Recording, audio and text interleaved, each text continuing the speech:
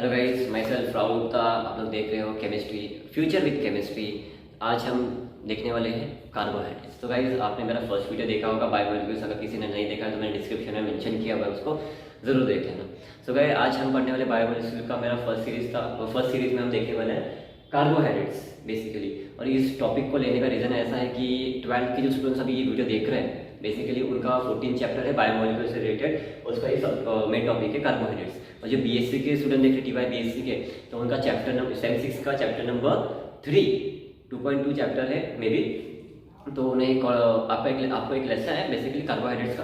तो इसलिए मैंने दोनों प्रोस्पेक्ट को देखते हुए मैंने ये कार्बोहाइड्रेट्स का फर्स्ट वीडियो बनाया हुआ है। ओके, तो guys let's begin with carbohydrates. Carbohydrates होते क्या होते हैं guys?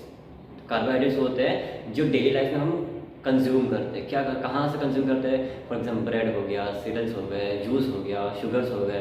Okay, carbohydrates daily life में कंज्यूम करते हैं फॉर किस लिए? एनर्जीज के लिए। ओके गाइस, सो विदाउट कि जब कार्बोहाइड्रेट्स को बेसिक स्टडी कर रहे थे, जब बायोकेमिस्ट थे, जब उन्होंने बेसिक स्टडी स्टार्ट की स्टडी करने का, तो कुछ उन्होंने मॉलिक्यूल्स लिए। बेसिक स्टडी जब हम करते हैं तो ज़्यादा स्टडी नहीं करते, ज़्यादा डेप्थ में नहीं जाते। ओके, तो उन्होंने स्टार्टिंग में कुछ कंपाउंड्स को लिए जो शुगर से मैच कर रहे थे, कुछ रेशियोज दिख रहे थे उनको। उन्होंने उसको कंसिडर करके क्या दिया? एक फार्मूला बनाने का कोशिश किया, एम्पेरिकल फार्मूला देने की कोशिश की। और उस बेसिस पे उन्होंने कहा, क्या कहा? ऐसे कहा कि कार्बोहाइड्रेट्स क्या होते हैं? हाइड्रेट्स ऑफ कार्बन होते हैं। मीन्स उसमें बेसिक एलिमेंट क्या होंगे? देखो, तो कार्बोहाइड्रेट्स की जब बेसिक स्टडी कर रहे थे तो उन्होंने ये कहा कि उसमें बेसिक एलिमेंट की 3 बेसिक एलिमेंट होंगे, कार्बन, हाइड्रोजन एंड ऑक्सीजन। और एक और नोट दिया उन्होंने, सेकेंड नोट ये दिया कि क्या नोट दिया उन्होंने कि CHO कार्बन, हाइड्रोजन, ऑक्सीजन में ये जो 3 बेसिक एलिमेंट है उसमें क्या होगा? H and hydrogen and oxygen का रेशियो क्या होगा? 2:1 होंगे, जैसे कि वाटर में होता है H2O। तो उन्होंने ये कहा कार्बोहाइड्रेट जो भी होंगे वो हाइड्रेट्स ऑफ कार्बन होंगे। अगर तो उन्होंने फार्मूला क्या एम्पिरिकल फार्मूला इस तरह से दिया, कहा कि CHO किस तरह से कंबाइन होंगे। जैसे मैंने बायोकेमिस्ट्री में हमने पढ़ा था, क्या होता है? बायोमोलिक्यूल्स ऐसे मॉलिक्यूल होते हैं जो स्पेसिफिक मैनर में कंबाइन होते हैं, किस लिए? रिएक्शन को कंटिन्यू कराने के लिए। तो ये भी CHO एक बेसिक स्पेसिफिक मैनर में उन्होंने ट्राई किया उसको कंबाइन करने का, और एक एम्पिरिकल फार्मूला दिया जो कि डिनोट किया है CXH2O5। मतलब X का डिनोट कर रहे हैं वहाँ पे number of carbon atom, and Y depend यहाँ पे क्या रिप्रेजेंट कर रहा है? Number of water molecule. Water molecule हम क्या होते हैं? हाइड्रेट्स बोलते हैं। इसीलिए उन्होंने सॉरी कार्बोहाइड्रेट्स को कहा कि वो क्या होंगे? हाइड्रेट्स ऑफ कार्बन होंगे। क्या होंगे? हाइड्रेट्स ऑफ कार्बन होंगे। इसलिए मैंने यहाँ पे लिखा हुआ है ओल्ड डेफिनेशन था। ओल्ड डेफिनेशन क्या बोल रहा था कार्बोहाइड्रेट्स को? They are hydrates of carbon. क्यों? क्योंकि उन्होंने बेसिक क्लासिफिकेशन में बेसिक एलिमेंट का क्या बात बताया कि वो एक तो कार्बन होंगे, हाइड्रोजन होंगे और ऑक्सीजन होंगे। उनका रेशियो होगा 2:1 का, जैसे कि H2O में होता है। ओके, तो एग्जांपल देख लेते हैं। उन्होंने उस टाइम पे एग्जांपल देख के कुछ स्टडी की होगी ना, तो उन्होंने एग्जांपल क्या देखा था? ग्लूकोज का फॉर्मूला क्या होता है? C6H12O6 C6H12O6। तो इस एम्पिरिकल फार्मूला कार्बन को, अगर कार्बोहाइड्रेट्स को हम हाइड्रेट्स ऑफ कार्बन समझ रहे हैं, तो उसको कैसे रिप्रेजेंट करेंगे? ग्लूकोज को उन्होंने रिप्रेजेंट कैसे किया? देखो, H12 को नहीं किया, उन्होंने क्या किया? इसका कॉमन फैक्टर निकाला। अभी 12 और 16 में से कॉमन फैक्टर का मैं 2 निकालूं सॉरी, तो यहाँ पे मैंने 2 रख दिया, 6 लिखा। ओके, मैच कर रहा है इसको, ठीक है, ओल्ड फैशन के हिसाब से अभी मैच कर रहा है किया। और ये हमने एक फॉर्मूला एक और लिख रखा है, ठीक है, C12H22O11, उसको भी इस तरह से लिखा। CX क्या है यहाँ पे? 12 लिख दिया, एंड वाइफ क्या होगा? यहाँ पे वाइफ मेंशन नहीं किया हुआ है। ओके, वाइफ क्या होना चाहिए? 2 होना चाहिए। यहाँ पे मैंने लिखा नहीं है, एक मिनट मैं लिख देता हूँ। यहाँ पे वाइफ क्या होना चाहिए? तो मैं यहाँ पे लिखूंगा क्या? 11, ओल्ड फैशन। तो यहाँ पे क्या होना चाहिए था? 11 होना चाहिए। तो मान लिया चलो ओल्ड फैशन ने बोल दिया कि कार्बोहाइड्रेट्स क्या है, ये हो गया, एक टर्म दिखा दिया, ओल्ड फैशन ने हमको एक्सप्लेन कर दिया ये हाइड्रेट्स है, और एग्जांपल में देख लिया। लेकिन जब बेसिक कॉन्सेप्ट दिया, जैसे जैसे स्टडी बढ़ती गई, टेक्नोलॉजी से इंक्रीज हुई, तो उन्होंने उसका डीप स्टडी किया। डीप स्टडी करने के बाद उनको क्या मिला? तो देखते हैं उसके कुछ लिमिटेशंस थे। अभी लिमिटेशंस क्या थे उसके? तो कि उन्होंने कुछ ऐसा फाइंड किया जो मतलब सारे कार्बोहाइड्रेट्स उनको क्या मिले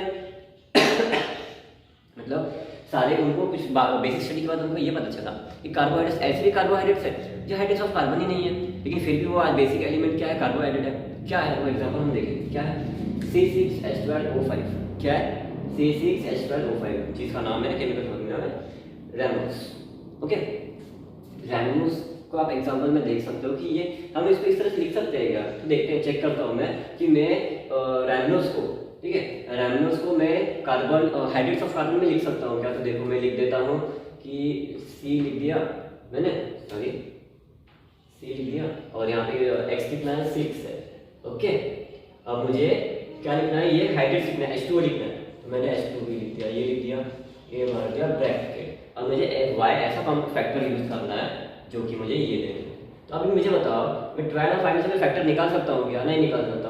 क्या निकालूँ मैं फैक्टर, मान लो अभी यहाँ पे 2 है और मैं हाइड्रोजन अगर मैं यहाँ पे 6 लिखूँ तो ये जो ब्रैकेट को ओपन करूँगा ये 12 तो हो जाएगा, लेकिन ऑक्सीजन 6 हो जाएगा। लेकिन नहीं, रैमोस को क्या देखा गया, रैमोस तो कार्बोहाइड्रेट आप सबको पता है, लेकिन वो उसको मैच नहीं कर रहा। इतना ही नहीं, आप लोग हमको पता होगा कि डीएनए का एक कंटेंट है शुगर मॉलिक्यूल, जिसे हम 5 कार्बन कंपाउंड है डीऑक्सीराइबोस, ठीक है। डीऑक्सीराइबोस क्या होता है, C5H10O4। इसमें भी आप देख सकते हो, मैं इसमें से कार्बन अगर कॉमन फैक्टर निकालूं यहाँ पे इसके हिसाब से अगर लिखूं मैं इसको डीऑक्सीराइबोस को, तो क्या होगा C5H5 लिख दिया मैंने, और अभी मेरे को H2O इस फैशन में लिखना है, ठीक है। मैं लिखूँ यहाँ पे, तो मैं यहाँ पे 5 लिखूंगा कि H 10 हो जाए, लेकिन इससे अगर मल्टीप्लाई करूँ तो वो भी 5 हो जाएगा, लेकिन नहीं, डीऑक्सीराइबोस में ऑक्सीजन कितने 4 है। सो गाइस आपने जैसे कि देख लिया अभी कि ये इसको रिजेंबल नहीं कर रहा, जो कि यहाँ कितना होना चाहिए था 4 होना चाहिए, लेकिन इसके हिसाब से वो 5 आ रहा है। तो ये था ओल्ड थ्योरी ऑफ कार्बोहाइड्रेट का। इसके बाद हम देखेंगे मॉडर्न कॉन्सेप्ट क्या था इसका। तो मॉडर्न कॉन्सेप्ट ने ये उसको डिफाइन कैसे किया कि जैसे कि आप देख सकते हो कि यहाँ पे हाइड्रेट्स तैयार नहीं हो रहे, तो H2 ग्रुप है तो उसका सिंबल कैसे करेंगे हम, HNO ग्रुप्स करेंगे। जब OH ग्रुप एग्जिस्ट करता है लार्ज नंबर में पॉलीज में, तो उसको हमें वो कंसीडर करके क्या नाम दिया उसको, कार्बोहाइड्रेट्स विल भी क्या होंगे, पॉलीहाइड्रोक्सी एल्डिहाइड होंगे आइदर, या तो पॉलीहाइड्रोक्सी कीटोन होंगे, क्योंकि उसमें बेसिक एलिमेंट क्या है CHO है। ओके, और इतना ही नहीं कहा, और मैंने एक और तरीके से डिफाइन किया, कार्बोहाइड्रेट्स ऐसे कंपाउंड होंगे जिनका अगर हम हाइड्रोलिसिस करें तो हमको क्या देंगे, पॉलीहाइड्रोक्सी एल्डिहाइड देंगे इधर, तो पॉलीहाइड्रोक्सी कीटोन देंगे। ओके गाइस, हमने मॉडर्न कॉन्सेप्ट में आपको डेफिनेशन लिख के दिखा देता हूँ। ओके, मैं इसे रफ कर देता हूँ। ओके, तो इसको सो गाइस जैसे कि हम अभी मॉडर्न कॉन्सेप्ट से जो डेफिनेशन था वो मैंने डेफिनेशन लिख दिया है। मॉडर्न कॉन्सेप्ट के हिसाब से क्या कहा गया, उसको क्या डिफाइन किया गया, कार्बोहाइड्रेट को बोला गया कि वो स्ट्रक्चरली कैसे कार्बोहाइड्रेट्स होंगे, स्ट्रक्चरली कार्बोहाइड्रेट कैसे होंगे, कार्बोहाइड्रेट्स आर डिफाइंड एज, क्या बोला गया उनको, पॉलीहाइड्रोक्सी एल्डिहाइड होंगे इधर, और क्या हो सकते हैं, कीटोन हो सकते हैं, और ऐसे कंपाउंड होंगे और ऐसे सब्सटेंस होंगे विच ऑन हाइड्रोलिसिस गिव या तो पॉलीहाइड्रोक्सी दे देंगे या तो क्या दे देंगे, आपको कीटोन दे देंगे। तो गाइस हम इंट्रोडक्शन पार्ट तक पहुंच चुके हैं कार्बोहाइड्रेट्स के। तो कार्बोहाइड्रेट्स को आपने सुना होगा कि कार्बोहाइड्रेट्स के सिनोनिम्स क्या है, शुगर बोला जाता है, कोई सेलुलोज बोलता है कि कार्बोहाइड्रेट सेलुलोज है, शुगर है, सिनोनिम्स ऐसे बहुत सारे। लेकिन हम बायोमोलिक्यूल स्टडी कर रहे थे, बायोमोलिक्यूल का हम स्टेरियोकेमिस्ट्री फंक्शन सब कुछ एक्टिविटीज सब चेक कर रहे हैं, उसकी केमिस्ट्री चेक कर रहे हैं।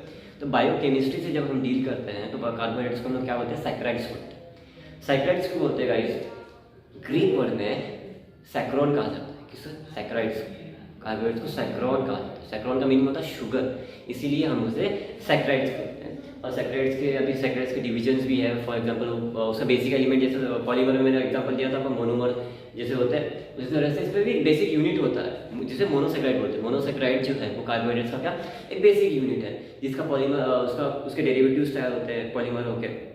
ओके, तो उसके एग्जांपल्स है डाइसैकराइड्स है, क्लासिफिकेशन में हम देखने वाले हैं नेक्स्ट वीडियो में, उसके मोनोमर्स देखने वाले। क्लासिफिकेशन में ये देखेंगे कि मोनोसैकराइड्स होते हैं, डाइसैकराइड्स होते हैं, ट्राइसैकराइड होते हैं, जिन्हें ऑलिगोसैकराइड भी बोलते हैं, फिर पॉलीसैकराइड्स है। तो क्लासिफिकेशन में हम सारा देखेंगे। ओके, तो हम और क्या इंपॉर्टेंट इसमें गाइस है कि ऐसा रह गया कुछ नहीं, कार्बोहाइड्रेट बेसिक एलिमेंट है जो डीएनए में आप देख सकते हो एज अ डीऑक्सीराइबोस, आरएनए में देख सकते हो एज अ राइबोस देख सकते हो। ठीक है, तो नॉर्मल लाइफ में सीड वीट पल्सेस वगैरह हो गए, उसमें कार्बोहाइड्रेट्स आपको दिख जाएंगे। ओके, ये ग्रेप शुगर होता है, उसमें कार्बोहाइड्रेट से मोनोसैकराइड होता है। देन लैक्टोज कौन सा शुगर है, किसमें होता है, मिल्क शुगर में होता है जो कि डाइसैकराइड है। ओके, तो ये सारे एग्जांपल्स हम क्लासिफिकेशन में देखेंगे। Now for this introduction part हम कंप्लीट कर चुके हैं। नेक्स्ट वीडियो में हम देखेंगे क्लासिफिकेशन ऑफ कार्बोहाइड्रेट्स। तो थैंक यू गाइस, वीडियो अच्छा लगेगा तो लाइक करो, इफ एनी करेक्शन तो कमेंट करो, पॉजिटिव कमेंट करो, ठीक है। Thank you guys.